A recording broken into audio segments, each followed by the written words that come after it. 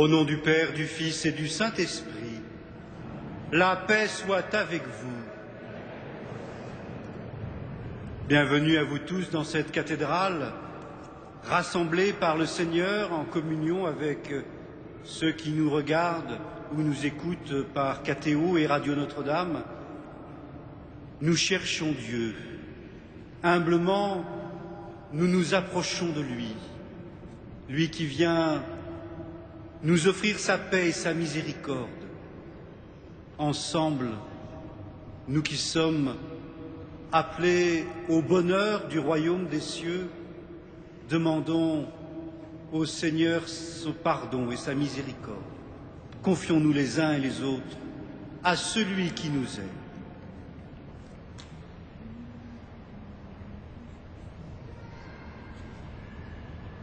Je confesse à Dieu Tout-Puissant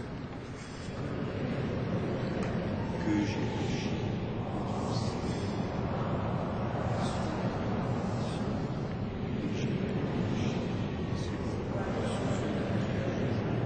Les anges et vous aussi, de prier pour moi, Seigneur.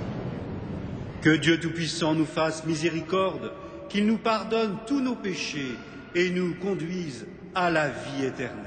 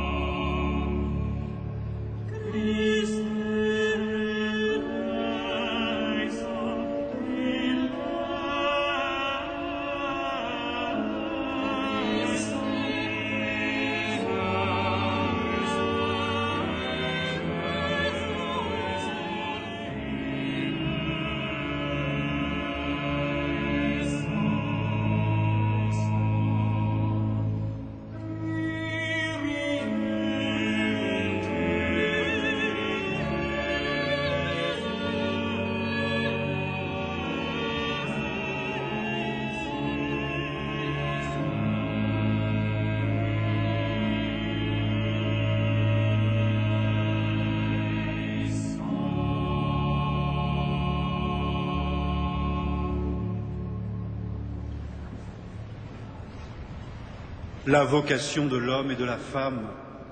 Chantez la gloire de Dieu.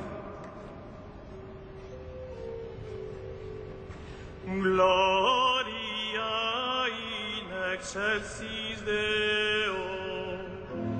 Et in terra pax omnibus bone voluntatis. Laudamus te. Benedicimus te. Adoramus te. Glorificamus te. Gratias agimus tibi, propter maniam gloriam tua. Domine Deus ex celestis, Deus Pater omnipotens, Domine Filii unigenite, Jesu Christe. Domine Deus Agnus Dei, Filius Patris, Qui tollis peccata mundi, miserere nobis. qui tollis peccata mundi, suscipe deprecationem nostra. Qui sides ad exteram Patris, miserere nobis. Gloriam tu, solus sanctus, Salus Dominus, solus altissimus, Iesu Christe. Sancto Spiritu, in gloria Patris.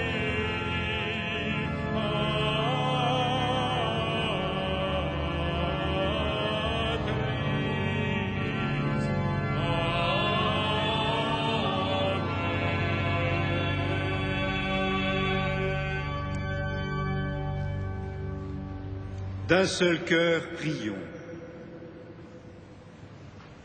Accorde-nous, Seigneur, de pouvoir t'adorer sans partage et d'avoir pour tout homme une vraie charité par Jésus-Christ, ton Fils, notre Seigneur et notre Dieu, qui vit et règne avec toi et le Saint-Esprit, maintenant et pour les siècles des siècles.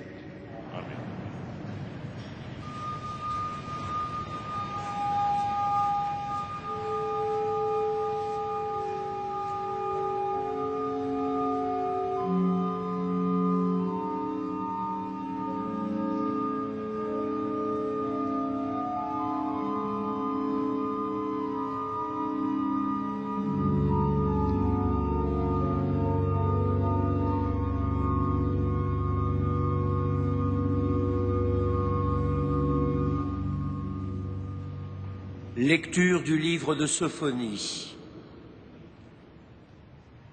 Cherchez le Seigneur, vous tous, les humbles du pays qui faites sa volonté. Cherchez la justice, cherchez l'humilité. Peut-être serez-vous à l'abri au jour de la colère du Seigneur.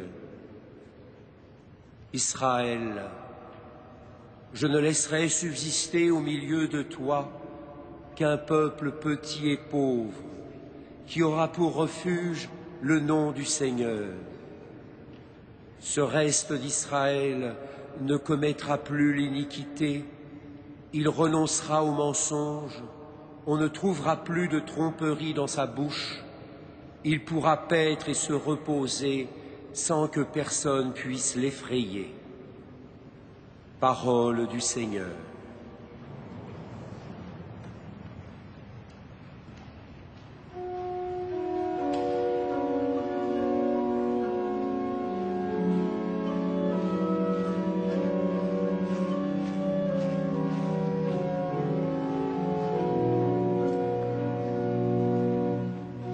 Heureux les pauvres de cœur, le royaume des cieux est à eux.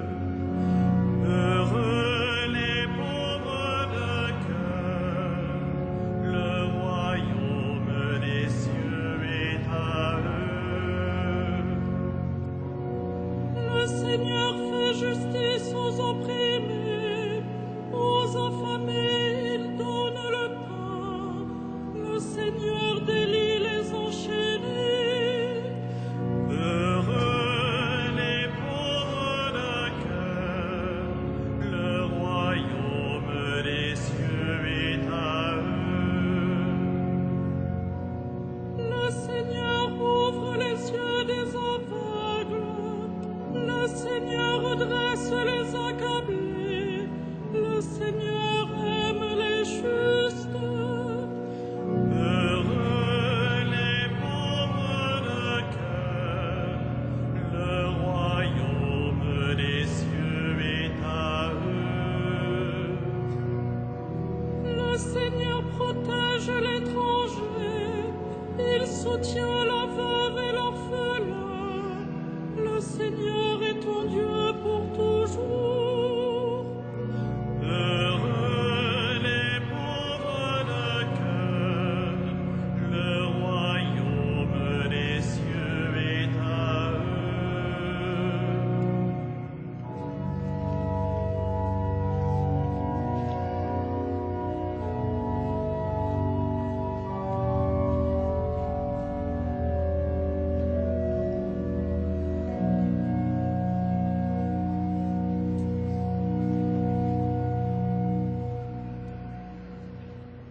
Lecture de la première lettre de saint Paul, apôtre aux Corinthiens. Frères, vous qui avez été appelés par Dieu, regardez bien. Parmi vous, il n'y en a pas beaucoup de sages aux yeux des hommes, ni de gens puissants ou de haute naissance. Au contraire, ce qu'il y a de fou dans le monde, voilà ce que Dieu a choisi pour couvrir de confusion les sages. Ce qu'il y a de faible dans le monde, voilà ce que Dieu a choisi pour couvrir de confusion ce qui est fort. Ce qui est d'origine modeste, méprisé dans le monde, ce qui n'est rien, voilà ce que Dieu a choisi pour détruire ce qui est quelque chose, afin que personne ne puisse s'enorgueillir devant Dieu. C'est grâce à Dieu, en effet, que vous êtes dans le Christ Jésus, qui a été envoyé par lui pour être notre sagesse, pour être notre justice, notre sanctification, notre rédemption. Ainsi, comme il est écrit, celui qui veut s'enorgueillir, qu'il mette son orgueil dans le Seigneur. Parole du Seigneur.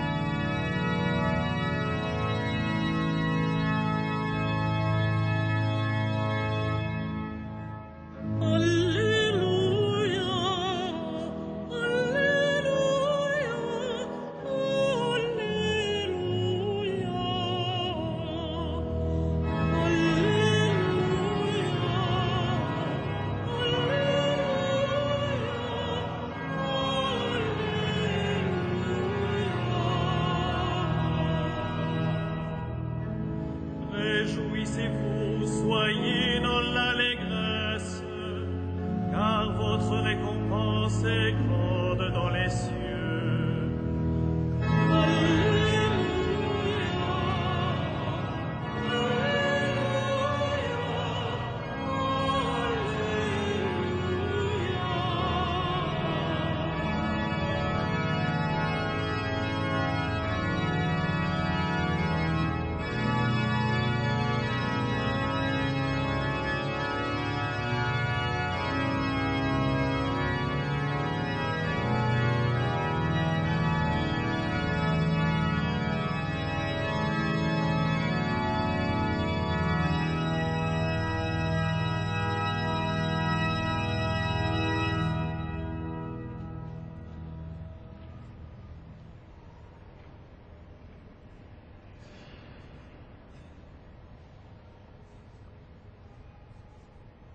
Le Seigneur soit avec vous. Évangile de Jésus-Christ selon saint Matthieu.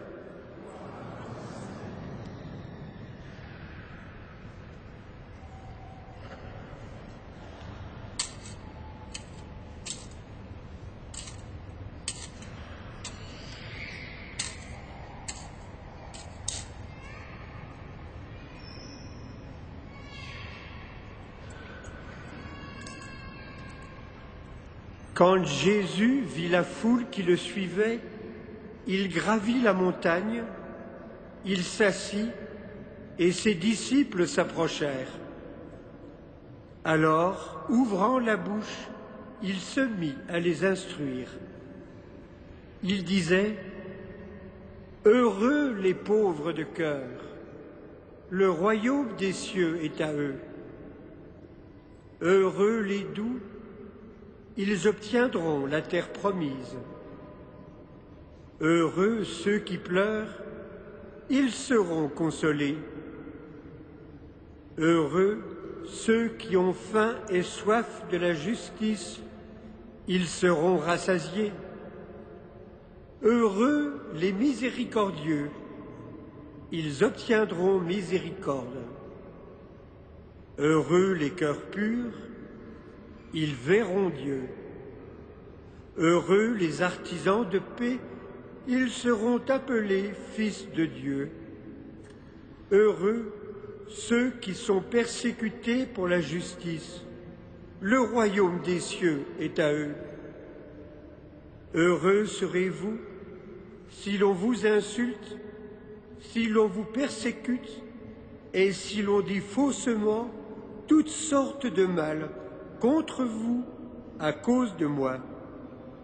Réjouissez-vous, soyez dans l'allégresse, car votre récompense sera grande dans les cieux.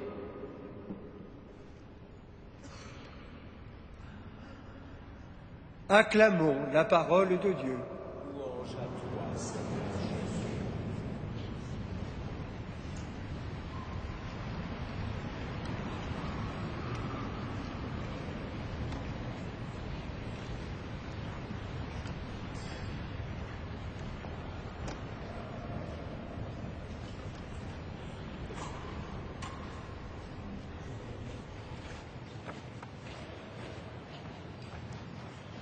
Heureux les pauvres de cœur, heureux les doux, heureux ceux qui pleurent, heureux ceux qui ont faim et soif de justice.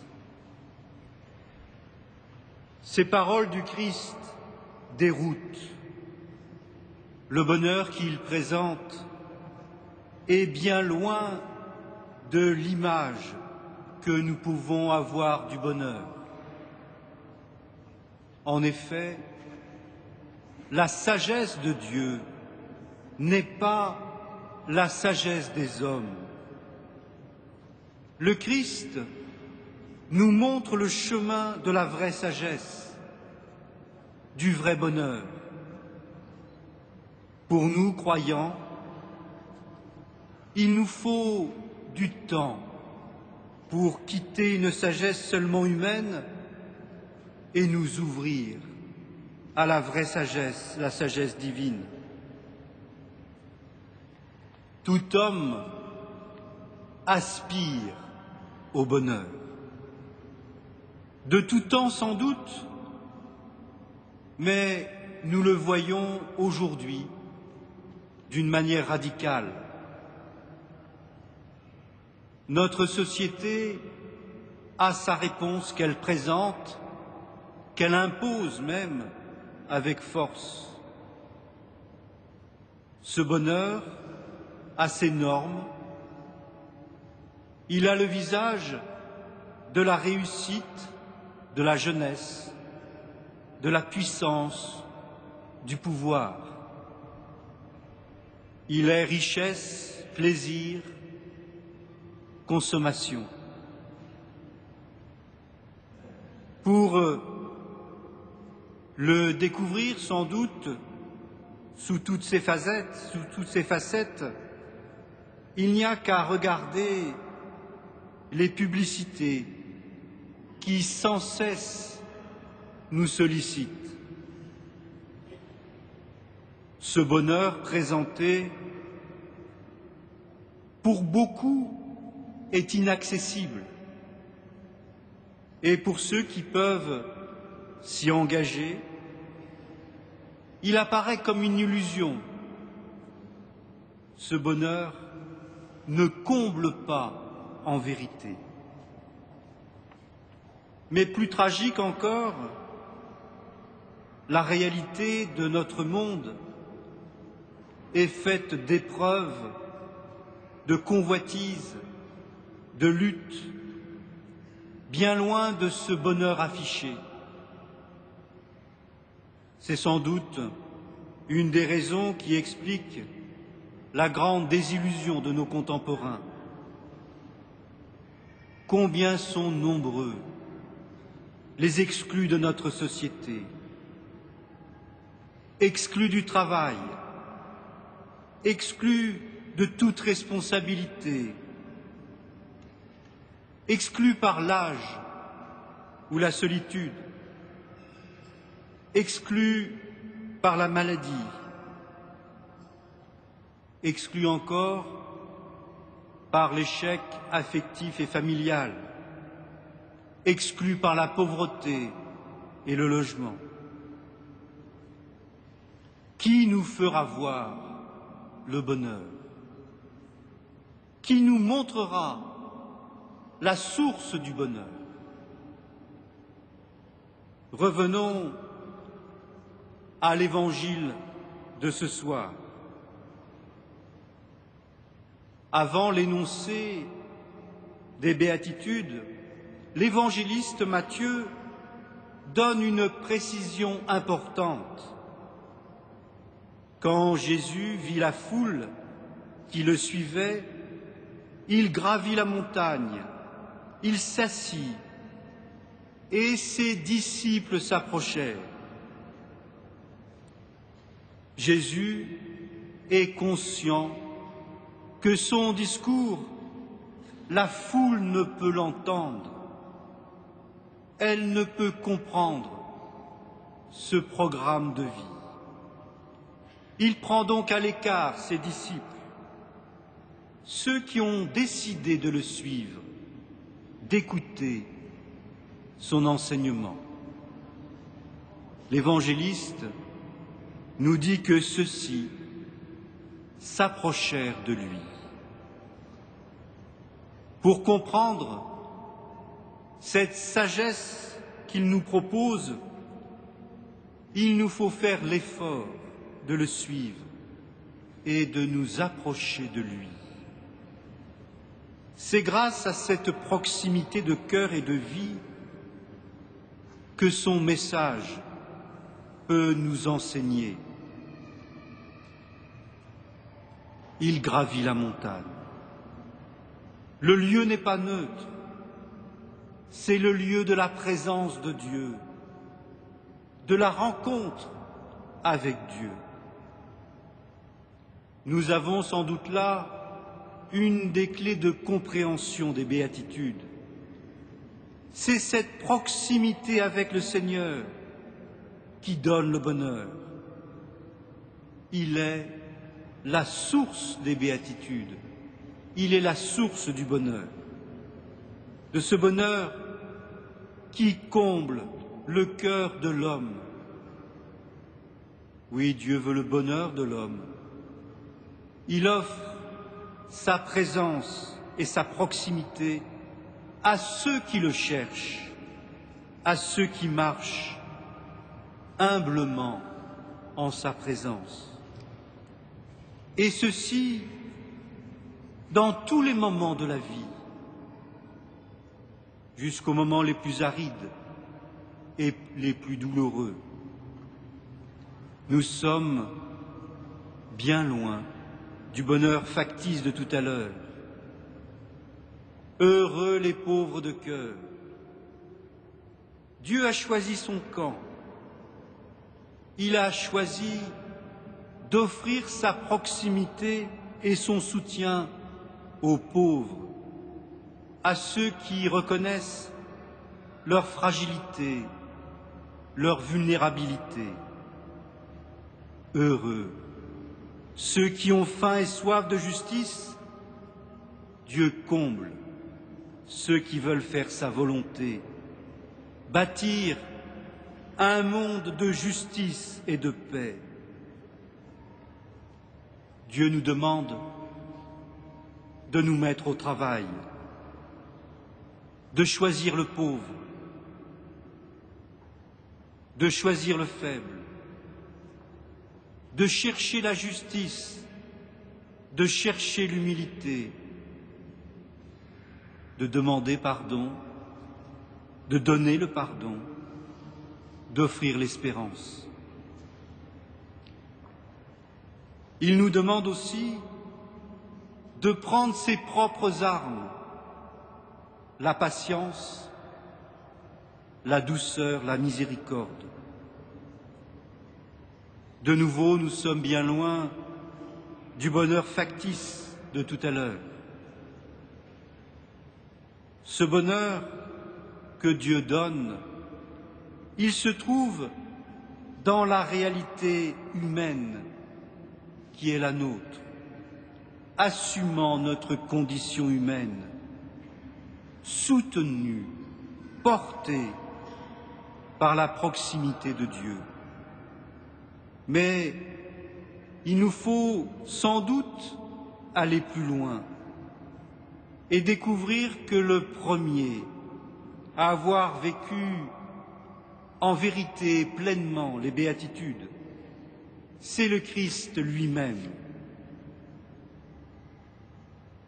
Nous ne sommes que des disciples. Le Christ est celui qui a vécu pleinement cette communion, cette proximité avec son Père. Il est celui qui, plus que tout homme, a eu faim et soif de justice. Il a guéri les malades.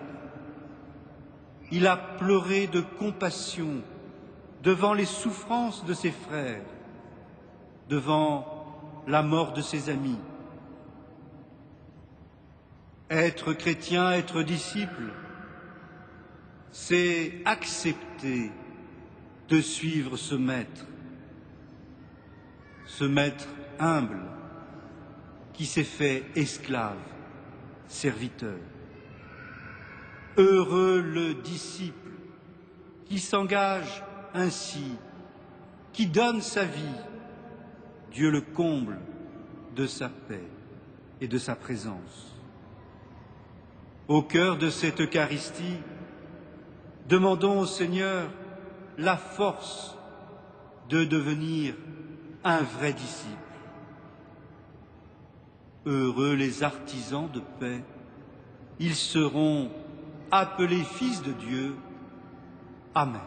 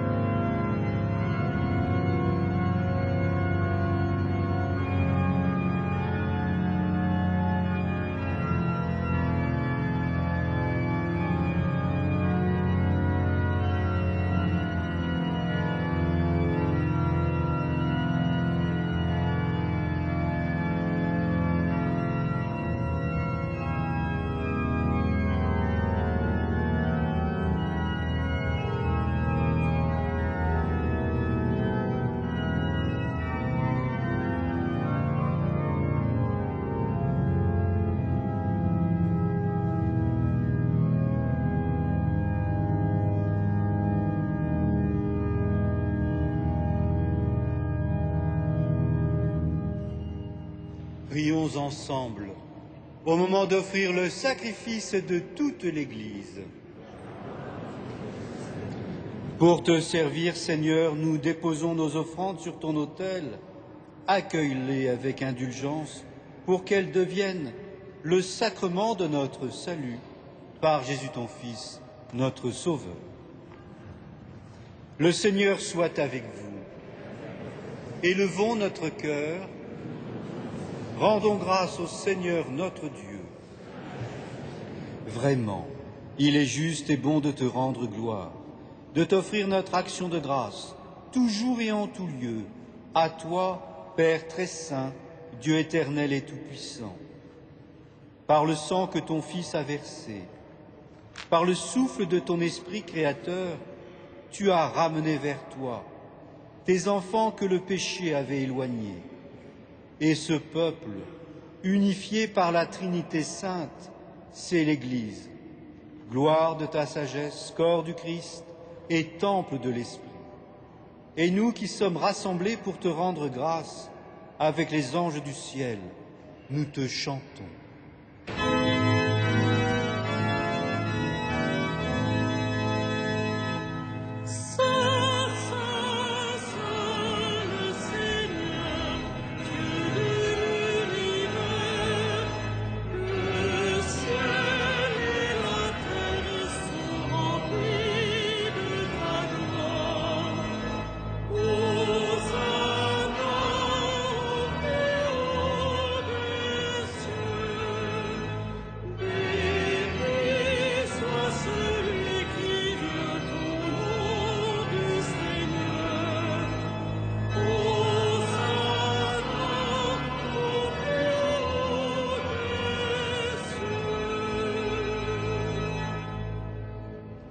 Tu es vraiment saint, Dieu de l'univers, et toute la création proclame ta louange, car c'est toi qui donnes la vie, c'est toi qui sanctifies toutes choses par ton Fils, Jésus-Christ notre Seigneur, avec la puissance de l'Esprit Saint. Et tu ne cesses de rassembler ton peuple afin qu'il te présente partout dans le monde une offrande pure. C'est pourquoi nous voici rassemblés devant toi.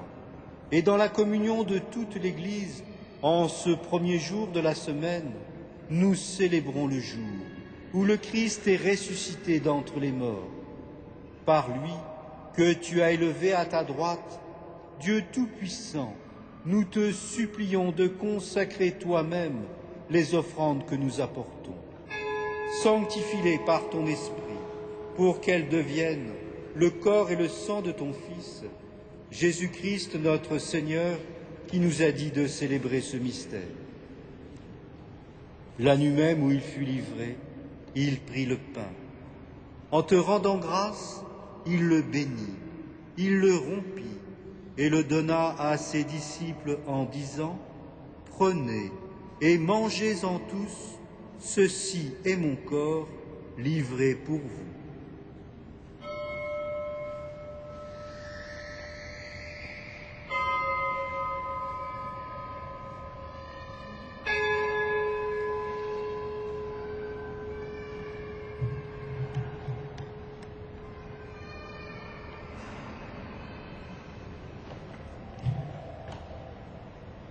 De même, à la fin du repas, il prit la coupe. En te rendant grâce, il la bénit et la donna à ses disciples en disant : « Prenez et buvez-en tous, car ceci est la coupe de mon sang, le sang de l'alliance nouvelle et éternelle, qui sera versé pour vous et pour la multitude en rémission des péchés. Vous ferez cela en mémoire de moi. »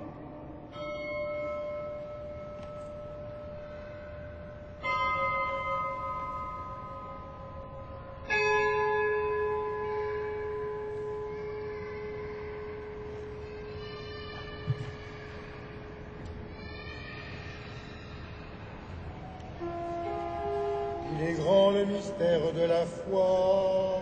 Nous proclamons ta mort, Seigneur Jésus. Nous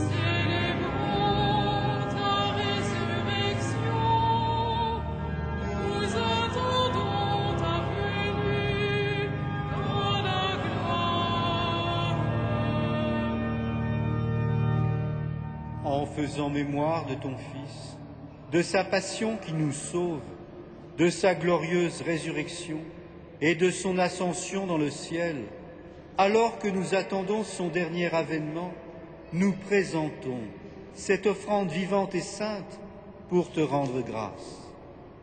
Regarde, Seigneur, le sacrifice de ton Église et daigne y reconnaître celui de ton Fils qui nous a rétablis dans ton alliance. Quand nous serons nourris de son corps et de son sang et remplis de l'Esprit Saint, accorde-nous d'être un seul corps et un seul esprit dans le Christ.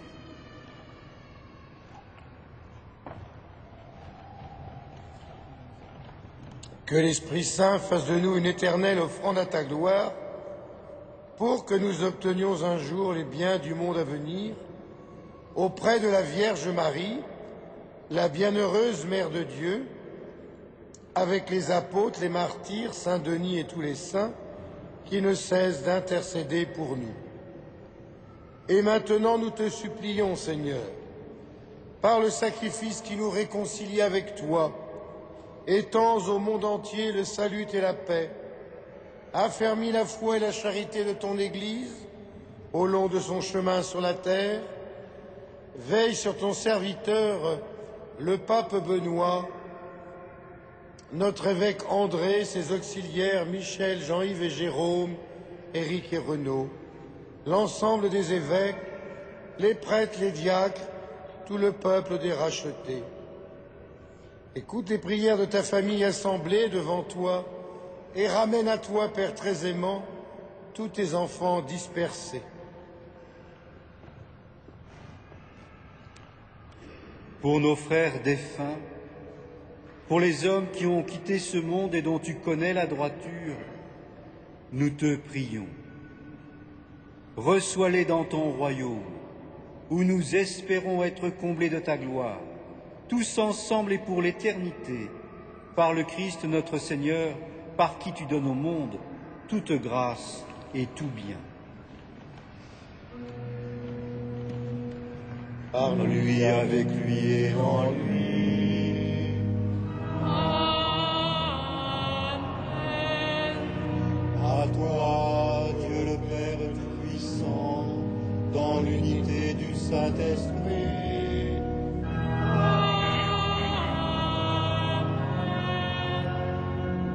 Tout honneur et toute gloire pour les siècles des siècles.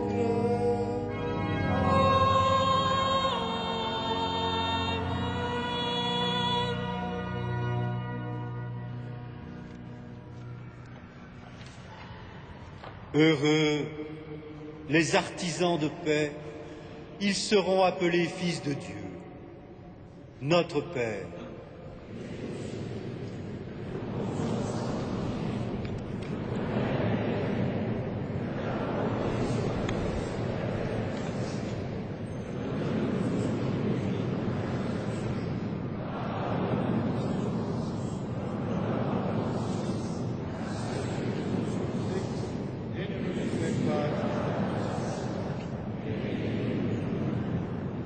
délivre-nous de tout mal, Seigneur, et donne la paix à notre temps. Par ta miséricorde, libère-nous du péché.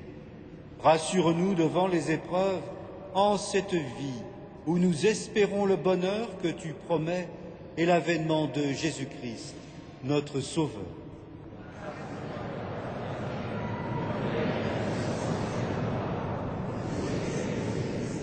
Seigneur Jésus-Christ, tu as dit à tes apôtres, « Je vous laisse la paix, je vous donne ma paix. » Ne regarde pas nos péchés, mais la foi de ton Église.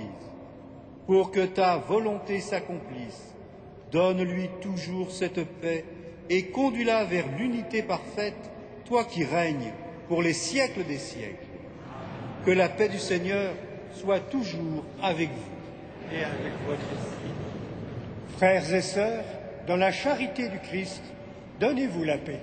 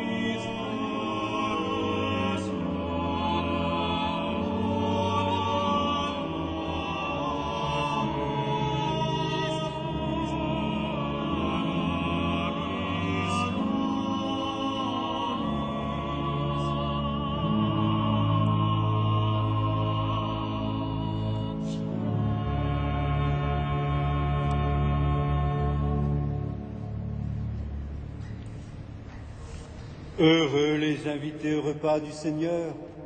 Voici l'agneau de Dieu qui enlève le péché du monde. Seigneur, je ne suis pas digne de te recevoir, mais dis seulement une parole et c'est tout.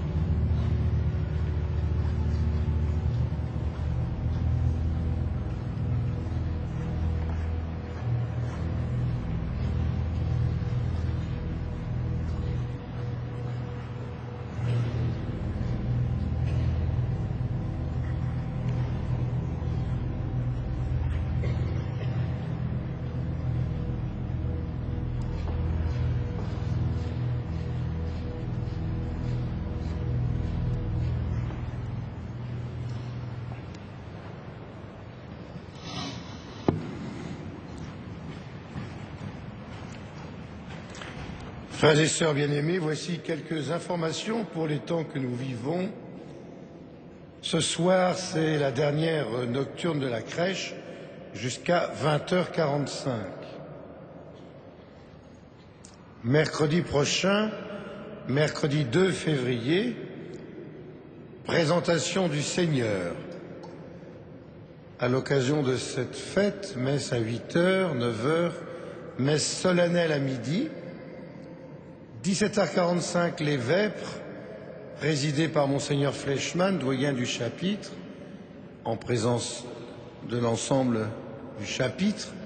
Et 18h30, messe solennelle présidée par Monseigneur Demoulin-Beaufort, évêque auxiliaire de Paris.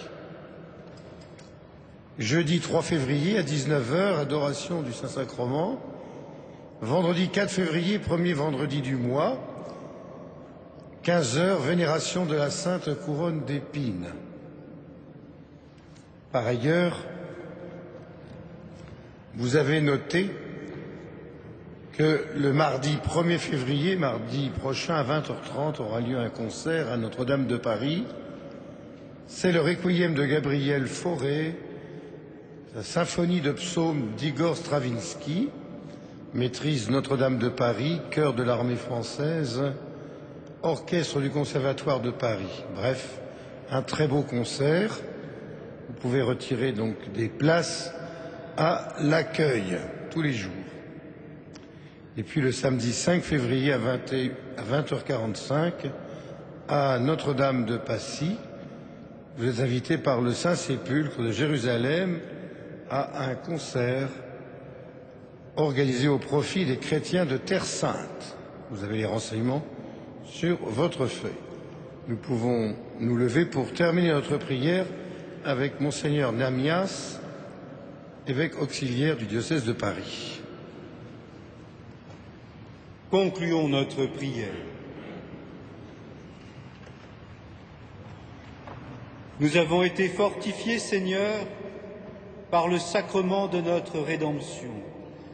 Permets que cet aliment de salut éternel nous fasse progresser dans la vraie foi par Jésus ton Fils, notre Seigneur.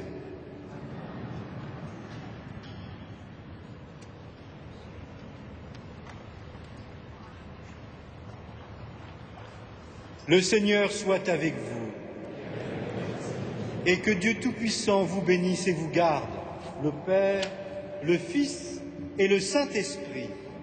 Amen. Allez dans la paix du Christ. Nous rendons grâce.